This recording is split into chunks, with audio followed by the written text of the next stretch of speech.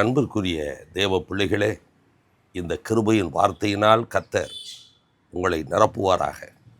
இந்த வார்த்தைகளை கேட்க கேட்க ஆண்டவருடைய கிருபையினால் நீங்கள் பலப்பட, ஆசீர்வதிக்கப்பட ஆண்டவர் அருள் செய்வாராக. இன்றைக்கும் நீதிமொழிகள் 18 10வது வசனம், கர்த்தரின் நாமம் பலத்த துருகம், நீதிமான் அதற்குள் ஓடி சுகமாயிருப்பான்.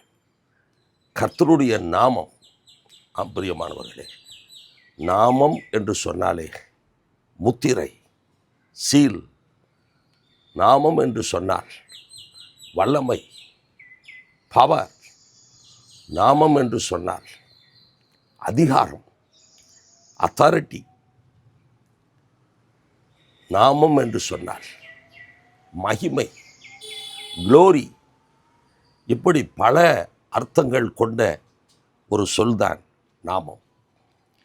கர்த்தருடைய நாமம் நம்மீது இருக்கும் பொழுது, அந்த நாமத்திற்குள்ளே நீங்கள் உங்களை மறைத்து கொள்ளும் பொழுது என்ன ஒரு பெரிய ஆசீர்வாதம்.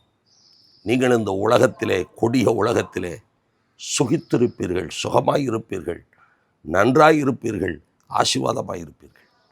மட்டுமல்ல, 2 நாளாகமம் 7:14 சொல்கிறது, கர்த்தருடைய நாமம் தரிக்கப்பட்ட அவருடைய பிள்ளைகளுடைய ஜெபங்களையெல்லாம் கர்த்தர் கட்டாயம் கேட்பார்.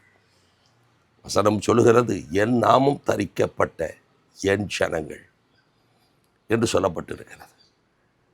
ஆகவே கர்த்தருடைய நாமம் தரிக்கப்பட்ட உங்கள் ஒவ்வொருவருடைய ஜெபத்திற்கும் ஆம் என்றும் ஆமேன் என்றும் கர்த்தர் பதிலளிப்பார்.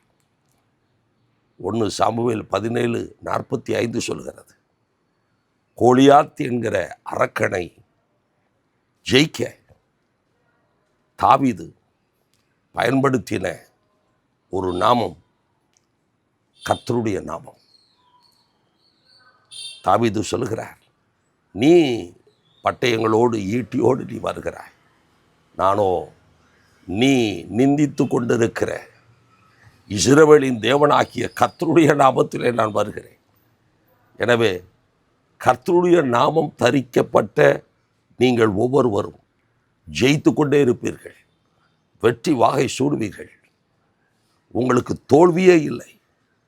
எனவே கர்த்தருடைய நாமம் உங்களுக்காக ஆண்டவர் உங்கள் நெற்றிகளிலே பொறித்து வைத்திருக்கிறார். வெளிப்படுத்தல் 22:4 அப்படி சொல்லுகிறது.